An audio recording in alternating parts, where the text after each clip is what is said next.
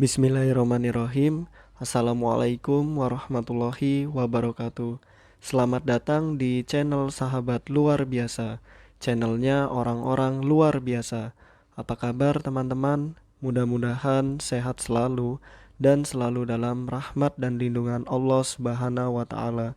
Amin ya robbal alamin.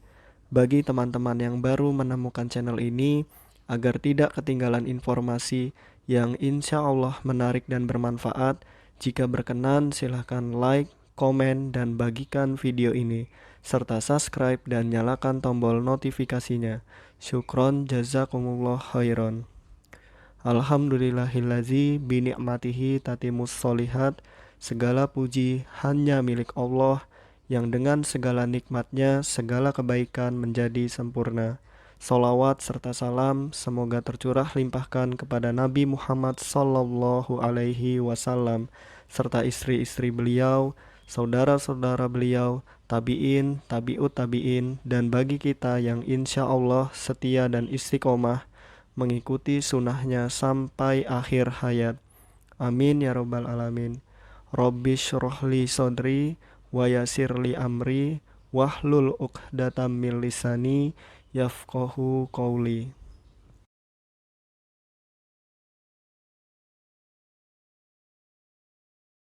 Nomor 1, berikut ini yang bukan merupakan tujuan penyusunan laporan hasil belajar adalah: A. Mengadakan diagnosis dan remedial terhadap siswa.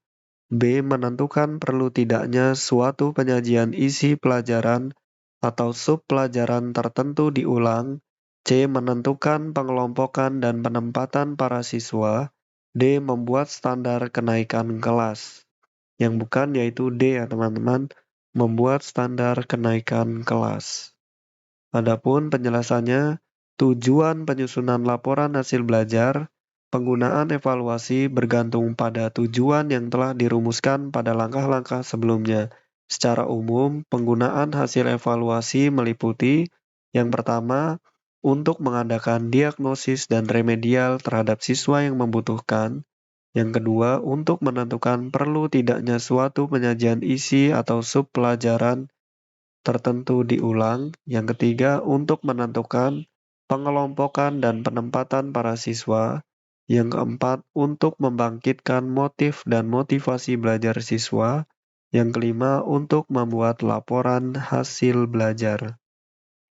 Nomor 2, berikut ini yang bukan merupakan tujuan disampaikannya laporan evaluasi hasil belajar terhadap anak, yaitu: A. Memiliki kesamaan persepsi dalam memandang potensi dan keterbatasan anak, serta bagaimana kedua kondisi tersebut berpengaruh terhadap proses pembelajaran.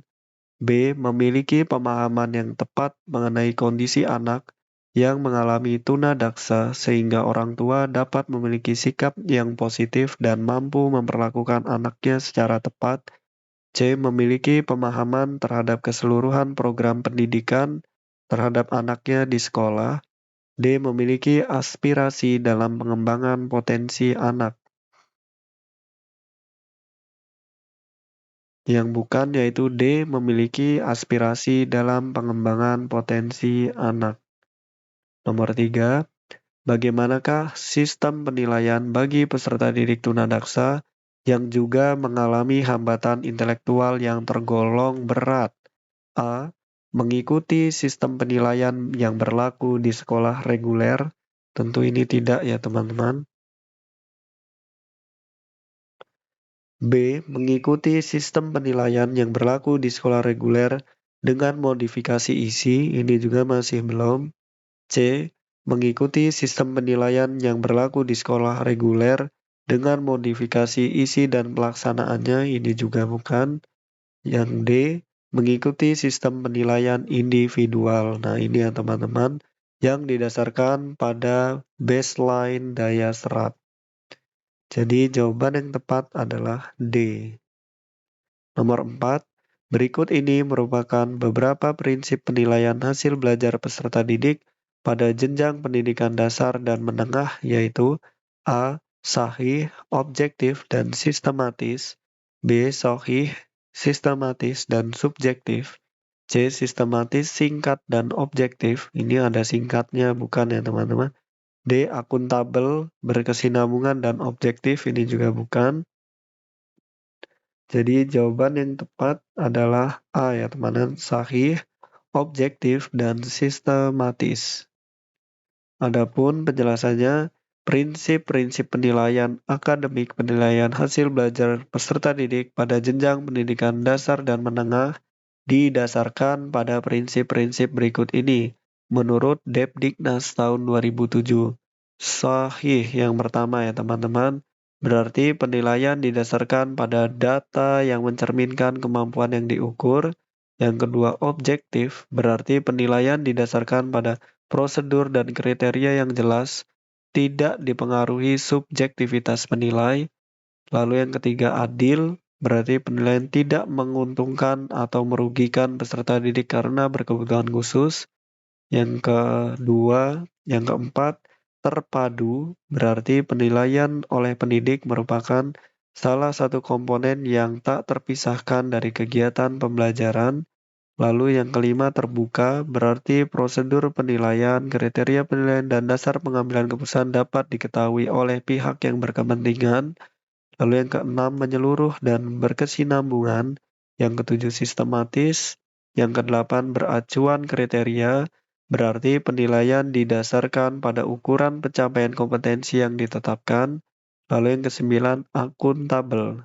Berarti penilaian dapat dipertanggungjawabkan baik dari segi teknik, prosedur, maupun hasilnya. Nomor 5, salah satu kriteria instrumen penilaian hasil belajar yang digunakan pendidik harus memenuhi persyaratan konstruksi. Artinya adalah A. Merepresentasikan kompetensi yang dinilai. B. Memenuhi persyaratan teknik sesuai dengan bentuk instrumen yang digunakan. C. Menggunakan bahasa yang baik dan benar serta komunikatif sesuai dengan taraf perkembangan peserta didik. D. Berdasarkan penilaian aktual peserta didik saat ini. Jawaban yang tepat adalah B. Memenuhi persyaratan teknik sesuai dengan bentuk instrumen yang digunakan. Nomor 6. Identifikasi evaluasi hasil belajar ditujukan untuk 5 keperluan. Berikut ini yang bukan merupakan keperluan tersebut adalah A. Penjaringan, B. Pengalih tanganan, C. Perencanaan pembelajaran, D. Penambahan kurikulum. Nah, udah jelas ya teman-teman, yang bukan adalah D. Penambahan kurikulum. Adapun penjelasannya secara khusus, identifikasi dilakukan untuk 5 kegunaan sebagai berikut menurut Yusuf dan kawan-kawan tahun 2003. Yang pertama yaitu untuk penjaringan atau screening. Pada kegiatan ini, identifikasi berfungsi menandai peserta didik tunadaksa yang memiliki gejala permasalahan dalam belajar. Yang kedua, pengalih tanganan atau referral berdasarkan gejala-gejala yang ditemukan pada kegiatan penjaringan. Selanjutnya, peserta didik tunadaksa yang teridentifikasi dapat dikelompokkan menjadi 2. Pertama, peserta didik yang tidak perlu dirujuk ke ahli lain dan dapat langsung ditangani oleh guru dalam bentuk layanan pembelajaran yang sesuai. Yang kedua, peserta didik yang perlu dirujuk ke ahli lain untuk memperoleh pemeriksaan lebih lanjut, misalnya ke psikolog atau dokter. Yang ketiga, klasifikasi. Kegiatan klasifikasi ini akan memilah mana peserta didik yang memerlukan perhatian khusus dan mana yang tidak. Yang keempat, perencanaan pembelajaran. Pada kegiatan ini, identifikasi bertujuan untuk keperluan penyusunan program pembelajaran individual. Dasarnya adalah hasil pemeriksaan para ahli yang telah diklasifikasi sesuai dengan kebutuhan khusus masing-masing peserta didik tunadaksa. Lalu yang kelima, pemantauan kembali kemajuan belajar anak. Kemajuan belajar perlu dipantau untuk mengetahui apakah program pembelajaran khusus yang diberikan berhasil atau tidak. Ini jika disingkat SRCPM ya teman-teman. Nah, S itu screening, R itu referral, C itu classification atau klasifikasi, P itu perencanaan pembelajaran, dan M itu pemantauan. Nomor 7, dalam mengajar, guru harus memperhatikan tahap perkembangan kognitif peserta didik. Peserta didik yang sudah mengetahui perbedaan konsep besar, kecil, banyak, sedikit, berarti sudah memasuki tahap A. Sensori motor, B. Praoperasional, C. Operasional konkret, D. Operasional formal. Mohon maaf ya teman-teman. Jawaban yang tepat adalah B ya teman-teman, praoperasional. Nomor 8, yang bukan merupakan salah satu dari 4 langkah jika guru hendak melakukan kolaborasi konsultatif layanan dengan tenaga ahli lain atau para profesional adalah A. Mengembangkan sasaran jangka pendek dan jangka panjang setelah melakukan asesmen. B. Menentukan strategi intervensi, prosedur pengumpulan data. C. Memonitor dan mendiskusikan implementasi pendekatan. D. Memberikan laporan hasil evaluasi dan mempersilahkan tenaga ahli yang menangani. Nah, ini tidak ya teman-teman. Jadi jawaban yang tepat adalah D. Adapun penjelasannya menurut Cipani tahun 1989 sebagaimana dikutip oleh Polowai dan Patton tahun 1993 dalam Parwoto tahun 2007 mengungkapkan 4 langkah yang harus dilalui jika guru hendak melakukan kolaborasi konsultatif layanan dengan para profesional, yaitu sebagai berikut. Yang pertama, mengembangkan sasaran jangka pendek dan jangka panjang setelah melakukan asesmen. Yang kedua, menentukan strategi intervensi dan prosedur pengumpulan data. Yang ketiga, memonitor dan mendiskusikan implementasi pendekatan. Para profesional dapat membantu guru dengan melakukan pengamatan selama pengajaran berlangsung yang menyediakan tanggapan pembetulan jika dibutuhkan. Yang keempat, mengevaluasi pengaruh intervensi pada kompetensi peserta didik dan penyesuaian atau penempatan kembali sejumlah pendekatan jika dibutuhkan.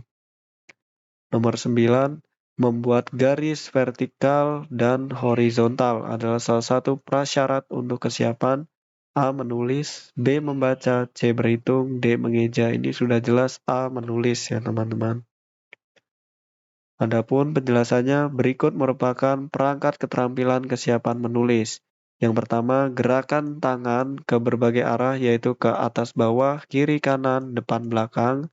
Lalu 2, menelusuri bentuk-bentuk geometris dan garis putus-putus menghubungkan titik-titik. Nah, ini kita pernah waktu kecil ya teman-teman. Yang ketiga, membuat garis horizontal dari kiri ke kanan, lalu membuat garis vertikal dari atas ke bawah.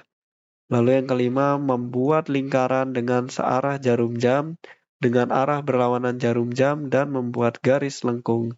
Yang keenam, membuat garis-garis sejajar miring. Yang ketujuh, menyalin bentuk-bentuk sederhana. Yang kedelapan, menyebutkan nama huruf dan menjelaskan perbedaan dan persamaan bentuk antara huruf. Nomor 10, yang termasuk media pembelajaran semi konkret adalah A. Balok mainan, B. Kartu bergambar angka, C. Kartu bergambar balok, D. Kartu bergambar huruf. Jawaban yang tepat adalah C. Kartu bergambar balok. Baik teman-teman, mungkin itu saja yang dapat saya bagikan. Apabila ada kebenaran, pastikan itu datangnya dari Allah Subhanahu wa Ta'ala, dan apabila ada kesalahan, pastikan itu datangnya dari saya. Maka apabila ada kebenaran, mohon doakan kebaikan, dan apabila ada kesalahan, mohon dimaafkan dan diingatkan. Syukron, jazakumullah khairan. Allahumma inni as'aluka ilman nafi'an wa rizqan thayyiban wa amalan mutaqabbalan. Subhanakallahumma wa bihamdika asyhadu an la ilaha illa anta astaghfiruka wa atubu ilaik. Wassalamualaikum warahmatullahi wabarakatuh.